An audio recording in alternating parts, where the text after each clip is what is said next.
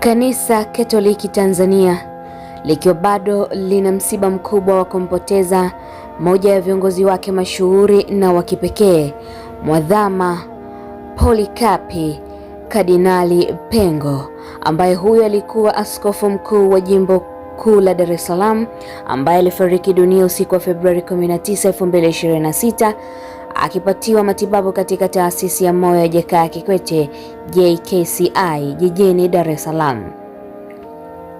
Mwadhama huyu alizaliwa Agosti 5, 1944 huko Mwazye, mkoa wa Rukwa, hivyo amefariki akiwa na umri wa miaka 81. Historia yake ndogo ni kwamba aliwekwa wakfu kuwa padri mwaka 1971 na akaendelea na masomo ya juu ikiwa ni pamoja na shahada ya uzamili na udaktari wa teolojia huko Roma. Alihudumu kama askofu wa Tanga 1983 hadi 1992 kabla ya kuhamishiwa kuwa askofu mkuu wa Dar es Salaam mwaka 1992, nafasi aliyoishikilia hadi kustaafu mwaka 2019. Lakini mwaka 1998 Papa Yohane Paul wa pili alimteua kuwa kardinali na hivyo kuwa mmoja wa makardinali wachache wa Afrika wakati huo. Alikuwa na mchango mkubwa katika maendeleo ya Kanisa Katoliki Tanzania na Afrika kwa ujumla. Aliongoza malezi ya makasisi, alisimamia mafundisho ya imani na alitetea haki za binadamu, amani na mshikamano wa jamii bila upendeleo wa dini au kabila. Aliwahi kuwa rais wa zamani wa Baraza la Maaskofu wa Afrika na Madagascar SECAM, na alishiriki katika mikutano mingi ya Vatican. Wanafunzi wake na wale waliomjua vizuri walimwelezea kuwa alikuwa na akili ya kipekee, mara nyingi akijulikana kama photographic memory au akili ya hali ya juu, extra intelligence. Kardinali Pengo alikuwa anatambulika si tu kwa wadhifa wake wa juu ndani ya Kanisa Katoliki, bali pia kwa uwezo wake wa kipekee wa kiakili uliowashangaza wengi.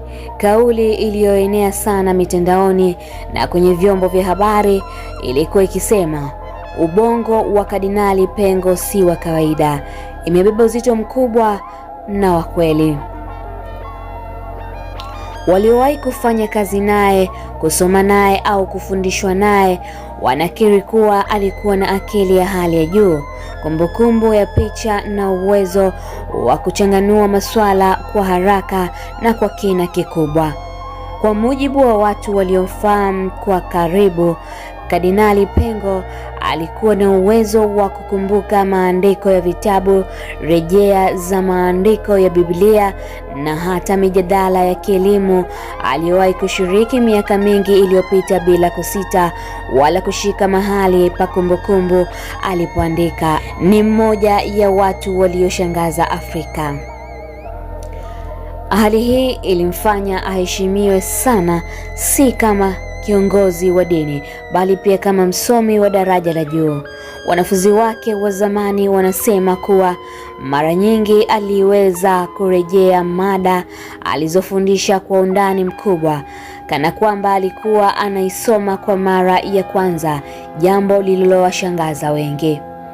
Zaidi ya uwezo wa akili, Kardinali Pengo alikuwa mfano wa unyenyekevu, hekima na uongozi wa kimaadili.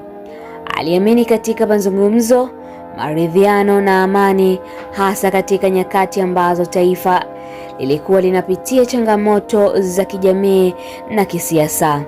Alikuwa mstari wa mbele kuhimiza umoja, mshikamano na heshima baina ya Watanzania wa dini, makabila na itikadi tofauti. Kauli na mafundisho yake yalilenga zaidi kujenga jamii yenye misingi ya maadili, haki na utu wa binadamu. Katika kipindi chote cha uongozi wake alitoa mchango mkubwa katika kuimarisha elimu ya dini, malezi ya maadili kwa vijana na kuendeleza majadiliano ya kidini na kijamii. Alikuwa sauti ya hekima katika masuala nyeti, akisisitiza kuwa maendeleo ya kweli ya taifa hayawezi kupatikana bila misingi imara ya maadili na uongozi unaojali watu. Viongozi mbalimbali wa dini, serikali, taasisi na wananchi wa kawaida wameendelea kutoa salamu za rambirambi, wakimtaja Kardinali Pengo kama hazina ya taifa ambayo imeenda kwa Baba. Wengi wamesema kuwa mchango wake hauwezi kupimika kwa maneno, kwani aliathiri maisha ya watu wengi kupitia mafundisho, ushauri na mfano wa maisha yake. Kifo chake kimeacha pengo kubwa katika Kanisa Katoliki Tanzania na katika jamii kwa ujumla. Hata hivyo, urithi wake utaendelea kuishi kupitia mafundisho, maandiko, wanafunzi na viongozi aliowalea. Kauli ya ubongo wa Kardinali Pengo si wa kawaida itaendelea kukumbukwa kama ishara ya hekima, maarifa na kipaji cha kipekee alichokuwa nacho, lakini zaidi kama kumbukumbu ya kiongozi aliyetumikia taifa na kanisa kwa moyo wa dhati, unyenyekevu na upendo kwa watu.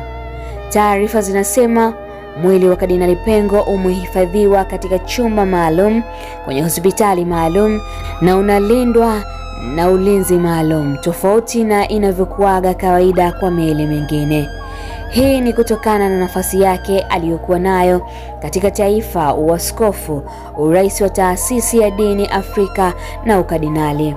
Lakini pia watu hawa miili yao hudaiwa kuwekewa ulinzi maalum kutokana na zile imani mbaya zilizowahi tokea kule Kongo, kwa watu wenye imani potofu kutafuta ubongo wa makardinali, wakidai ni msingi wa mafanikio ya moja kwa moja maishani. Hivyo mwili wa Kardinali Pengo ulipohifadhiwa hauwezi mtu kwenda na kuuona. Hiyo ndo taarifa kubwa na nzito kuhusu kinachoendelea juu ya msiba wa hayati mhadhama Kardinali Pengo. Hii ni Mseto Media na mimi ni Ray Kavishe. Sikudanganye mtu, siri ya biashara ni matangazo. Ungejisikiaje kama biashara yako ingetangazwa hapa na sisi na maelfu ya watazamaji wetu wakaifahamu na kukusapoti? Hujachelewa bado, tupigie kwa namba unazoziona hapo juu ama tuandikie email msetomediatz@gmail.com, tukutangazie biashara yako kwa matokeo chanya. Hakikisha umesubscribe, comment, like na kushare. Mseto Media, we connect everywhere. Hakikisha umesubscribe, comment, like na kushare. Mseto Media, we connect everywhere.